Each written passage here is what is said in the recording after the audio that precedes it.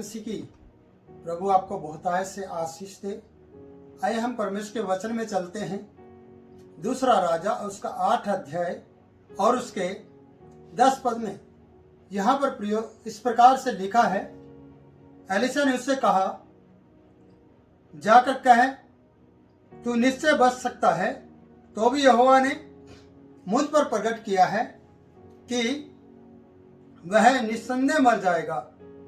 और वह 11वां पद है, और वह उसकी ओर टकटकी बांध कर देखता रहा यहां तक कि वह लज्जित हुआ और परमेश्वर का भक्त रोने लगा। 10 और 11 पद से हम बहुत सी बातें सीखते हैं। परमेश्वर का जन एलिशा, मेरे प्रियो, 40 ऊंट जो उत्तम उत्तम वस्तुओं से लाद कर लाए गए थे, उनके प्रति उनको देखते हुए कायल नहीं हुआ। उनको देखते हुए उसने अपने आप को ऐसे तैयार नहीं किया कि मैं एक इतनी बड़ी भेंट को देखकर एक अच्छा संदेश उसको दूं, पर नहीं, जो सच्चाई थी उसने उसको बोल दिया। हाजाएल से इस प्रकार से कहा, कह दे तू बच जाएगा। और परमेश्वर मुझे इस प्रकार से कहता है कि निस्संदेह तू मर ही जाएगा। प्रियो, वचन बताकर कहते कि तू बच सकता है। बच सकता है का मतलब बहुत सी बातें हो सकती है उसमें कि अगर परमेश्वर को मान ले, परमेश्वर के पीछे चले, सही रीति से जिंदगी जिए, सही रीति से जिंदगी का जीवन को बिताए गए जो पल हैं वो अच्छे से रहे हों, तो तू बच सकता है। या तो अपनी जिंदगी को अच्छे से बिताए तो बच सकता है। पर उसने इस प्रकार से कहा, परंतु परमेश्वर मुझे पर प्रकट करता है, निसंदेह तू मर जाएगा। और जाकर उसे कह दे। तो भी यहोवा मुझ पर प्रकट करता है कि तू निसंदेह मर जाएगा। और वह एलिशा किसे कह रहा है? ये हजाएल को। और एलिशा हजाएल की ओर टकटकी लगाकर एक ध्यान होकर उसकी तरफ देखता रहा। इस तरीके से काफी देर तक देखता रहा। और जिसको देख रहा था हजाएल को, हजाएल शर्मिंदा हो गया। हजाएल को लज्जा आई। यहां पर लिखा है वो लज्जित हुआ। कौन? हजाएल। क्योंकि परमेश्वर का जन एलिशा उसकी ओर बड़े ध्यान से टकटकी लगाकर देख रहा था। ये टकटकी लगाकर क्यों देख रहा था प्रियो? क्योंकि परमेश्वर का जन एलिशा उसके बारे में सब कुछ जानता था। कई बार वो बात शायद बताई ना जाए, पर वो बड़े ध्यान से आपकी तरफ देखेगा और देखते हुए कहेगा, मैं जानता हूं कि तू किस प्रकार का व्यक्ति है। और समझ जाना प्रियो कि आपकी ओर बड़े ध्यान से देखा गया है। हजाएल की तरफ टकटकी लगाकर देखा, यहां तक देखा कि हजाएल शर्मिंदा हो गया, हजाएल लज्जित हो गया प्रियो। और आगे पढ़ते हैं वचन में 11वां पद, वह उसकी टकटकी लगाकर बांध कर देखता रहा और यहां तक वो लज्जित हुआ और परमेश्वर का भगत रोने भी लगा। उसकी तरफ देखने के बाद वो तो लज्जित हुआ हजाएल, लेकिन परमेश्वर का भगत रोने लगा, क्योंकि वो भविष्य की बात को जानता था। भविष्य में क्या होने वाला है वो सब कुछ जानता था। सच्चे जीवित परमेश्वर को मानने वाला व्यक्ति आगे की सारी बातें जानते हैं। आगे क्या होगा वो जानते हैं। प्रियो, एलिशा अच्छी तरह जानता था कि हजाएल क्या करने वाला है। आगे हम पढ़ते हैं कि वो रोने लगा और वचन 12 में लिखा है, तब हजाएल ने पूछा, मेरा प्रभु क्यों रोता है? उसने उत्तर दिया, इसलिए कि मुझे मालूम है कि तू इस्राएलियों पर क्या क्या उपद्रव करेगा। मुझे मालूम है, इसलिए रोता हूं कि तू इस्राएलियों पर क्या क्या उपद्रव करेगा और गढ़ वाले नगरों को तू फूंक देगा।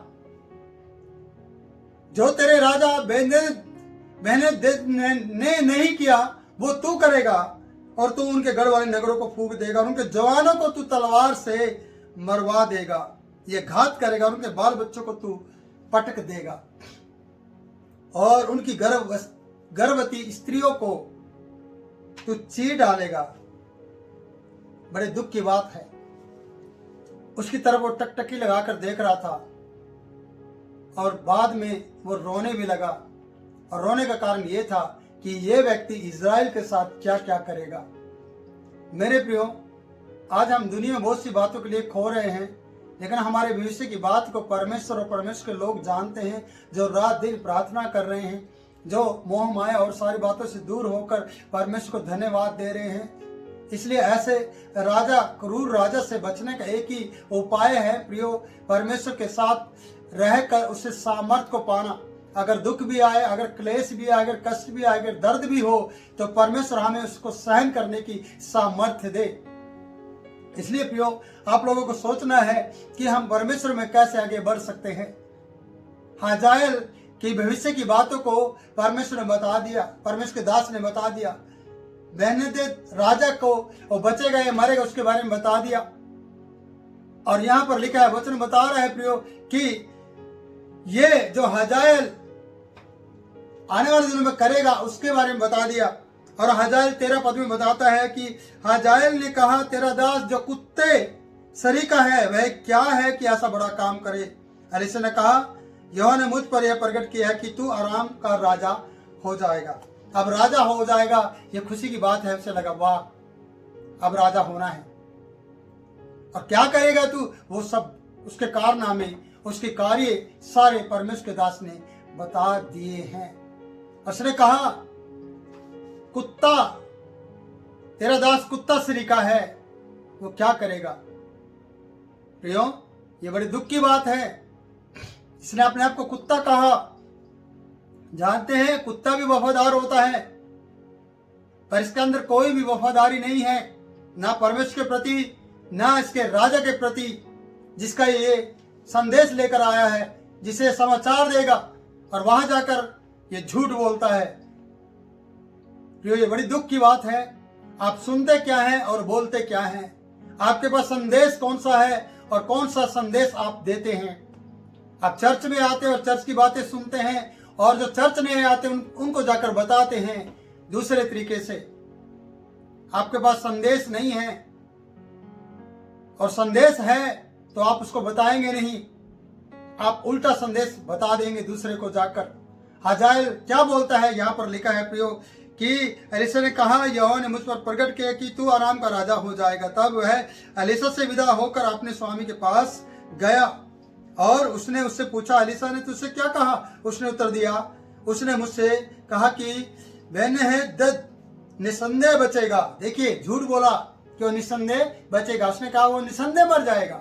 एलीशा ने कहा था कि वो निसंदेह मर जाएगा, निश्चित तौर पे वो मर जाएगा। उसने कहा नहीं, परमेश्वर के भक्त ने कहा तू निसंदेह बच जाएगा। राजा ने सोचा, वाह, ये तो अच्छी खुशखबरी है। लेकिन उसके लिए खुशखबरी नहीं थी, दुख खबरी थी। खुशखबरी हाजाएल के लिए थी कि तू राजा हो जाएगा। पर इसने राजा तो बनना था, और राजा बनने से कि इसको दूसरा, जब तक दूसरा राजा हटाया नहीं जाएगा, जब तक दूसरा राजा मरेगा नहीं, ये राजा नहीं बन सकता। और इसने गलत संदेश दिया है। ऐसे बहुत से लोग हैं आज के समय में जो गलत संदेश देते हैं। यहां पर लिखा है, हाजाएल ने क्या किया, दूसरे दिन उसने रजाई को लेकर जल में भिगोया। हाजाएल ने दूसरे दिन रजाई को लेकर पानी में भिगोया, और उसको उसके मुंह पर ऐसा उड़ाया कि वह मर गया, और हाजाएल उसके स्थान पर राजा हो गया। प्रियो, मैं कहना चाहता हूं, इसने कहा कुत्ता सरीखा, मैं कौन हूं जो कुत्ते सरीखा हूं, मैं ऐसा काम क्यों करूंगा।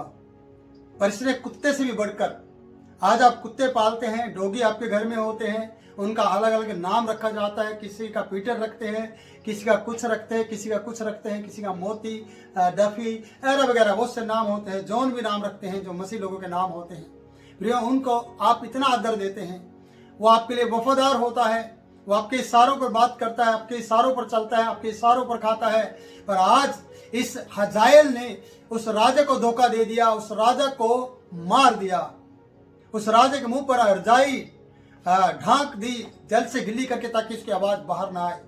कुत्ते से भी बढ़कर, जो कुत्ता वफादार होता है उससे भी नीच काम इसने किया। कुत्ता वफादार होता है, लेकिन ये कुत्ते से भी ज्यादा गया गुजरा है, जो वफादार नहीं, गली के घूमने वाले कुत्तों के समान दिखाई देता है।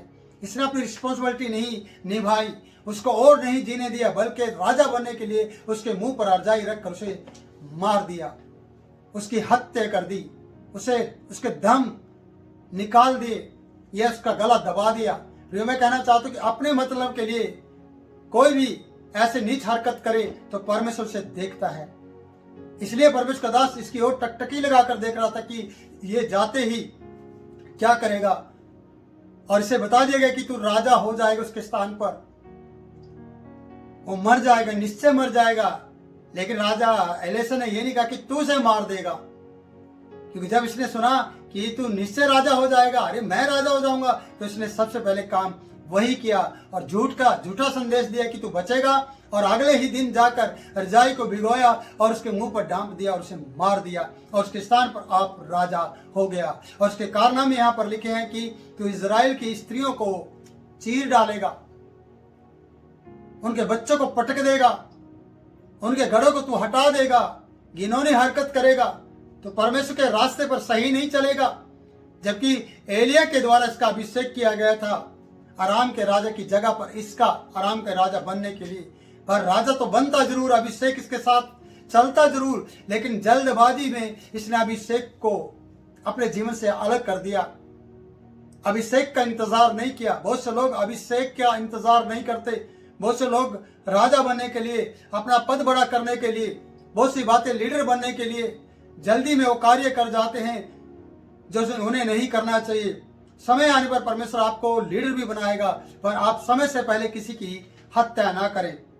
अगर आप हत्या करते हैं तो एक दिन आपको एहसास होगा कि आप आत्महत्या कर लेंगे। इसलिए किसी के साथ गलत ना हो मेरे प्रियो, आपको अच्छा बनने की जरूरत है। हाजाइल की जिंदगी देखिए और बेनिल की जिंदगी भी देखिए। जब आप सारे वचनों को पढ़ते हैं तो आपको समझ में आएगा। तो यहाँ पर हम इस वीडियो को समाप्त करते हैं। हमारे 12 मिनट हो गए हैं। ये 12 मिनट आपके लिए आशीष का कारण बने। मैं परमेश्वर का दास आपसे विदा लेता हूँ। फिर मिलूंगा नई वीडियो में, नई बात के साथ, नए वचन के साथ। प्रभु आपको आशीष दे।